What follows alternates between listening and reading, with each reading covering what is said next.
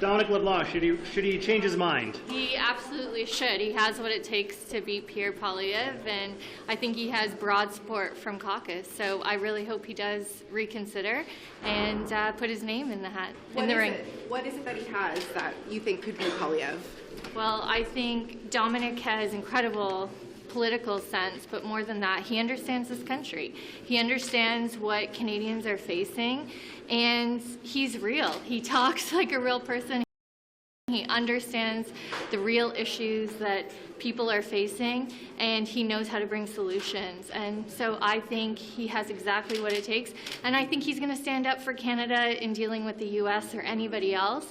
And that's why I think he's our best bet, but it's something he needs to decide. Do you think that other people, other MPs, Liberal MPs in your caucus, think the same thing, also want him to reconsider? I don't want to speak for others, it's not fair, but I think Dominic has shown for a number of years. I'm probably very biased because I've been his PS for a number of those years, but he has what it takes. He cares deeply about this country, and he will connect with people from coast to coast to coast. Do you not think any of the other contenders shape not, up? For that, it's not about that. It's what I believe.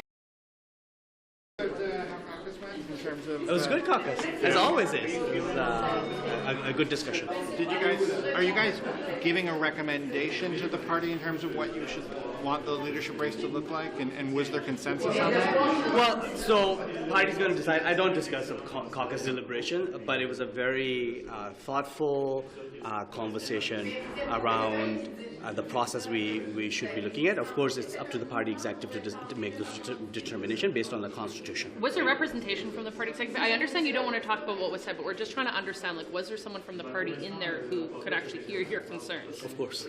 Was it the party president? Of course. And what do you favor? I know you don't want to talk about what's caucus, but what do you favor in a leadership race? What are you looking for? Well, from a process perspective, we need to make sure that is a credible process, a process that is fair and transparent.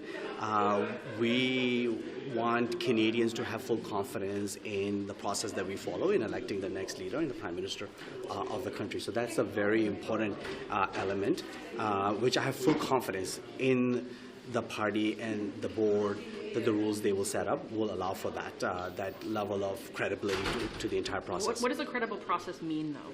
What does that look like to you specifically? Well, I think transparency and fairness is important. Making sure the rules are in place that allows for people's participation, that there's no doubt around the vote and the mechanism that was used to elect the leader. These are some really important fundamental principles that we follow to elect anyone, including a city councillor or an MPP or an MP, but also making sure that it's being done in a way that there are no doubts as to that it favored one candidate over the other. So that element of fairness is always very important. What's your position? Do you expect those changes? Again, that's a party. You have to ask the party about those type of things. Do you think eligibility-wise, though, do you think it should be restricted to citizens and permanent residents? Again, those is something that party has to determine, and they have to make those determinations based on. What's your position? What's your position? I think we do have to be mindful about the concerns around foreign interference, right? This is something we are far more aware of today than ever before. So I think we need to make sure that there are safeguards in place that will ensure that the veracity of the process and the people who engage in voting is not questionable. What assurances, if any, did you receive that there will be safeguards in place? We had a very thoughtful discussion. Of course, the party is looking at all their options, and they were really thoughtful in listening to what was presented to them. When do you Some of your colleagues just came out and said they want Dominic LeBlanc to change his mind. Do you think that there's enough of an effort to get him to reconsider running for leadership? There's a lot of effort to do that. I've been saying now for the last 2 days that we need to make sure that we have a leader who's experienced, who's fluently bilingual, who is able to communicate with Canadians and present a positive vision forward. I think Dominic LeBlanc has a lot of talent. He understands politics really well. He's demonstrated again and again his belief in Canada. And I really hope that he reconsiders his decision. But why should he reconsider his decision? What do you make of his argument or his explanation that he needs to be finance minister right now? That's more important than running for party leadership. Well, I think we need to make sure that we have a strong leader of the party and a strong prime minister who can lead the country, win the next election, and continue to defend the interest of Canadians. Conversing with him. I mean, look, I've run for leadership. It's a big decision.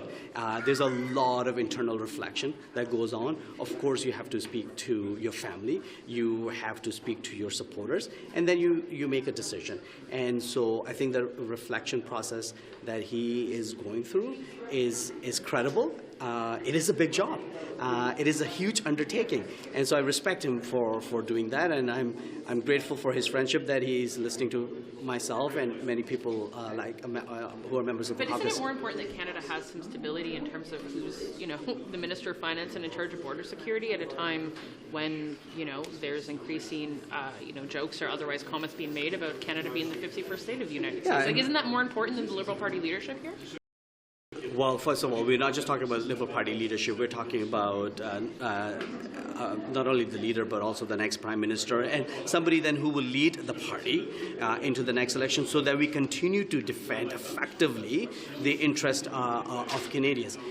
Number one. Number two, we do have a government in place. We do have a prime minister in place, and there is a cabinet. And people can do multiple things at the same time. It doesn't preclude them from doing one job or the other. I think they're smart people, but I think it would be extremely beneficial to Canada if somebody of caliber of Dominic LeBlanc considers running for leadership. Are you suggesting he could do the job he's in now in cabinet and then campaign for party leadership? Well, those decisions are not mine as to whether one would be allowed to. But do you think cabinet ministers have to step out of their role if they want to campaign for? Not necessarily. Why not? Not necessarily. What rule says that? It's convention. I mean, wouldn't there be split responsibilities? Yeah, but I think that's the decision. I don't want to speculate on the decision the Prime Minister may make. And Prime Minister may decide. And you're right. In the past, that type of decisions has been made. But how can Canadians be in a position to trust that this government can handle Trump if you have key cabinet ministers like Mr. LeBlanc, potentially others, who are on the front lines of defending Canada against tariffs, also trying to campaign for leadership? Like, how can Canadians trust the government? There are many capable people in this caucus who can play different roles. If somebody chooses to run for leadership and they are required to step away from their responsibility, I think the strongest spokesperson, the strongest advocate for Canada we have is the Prime Minister himself. When do you think a new leader needs to be in place?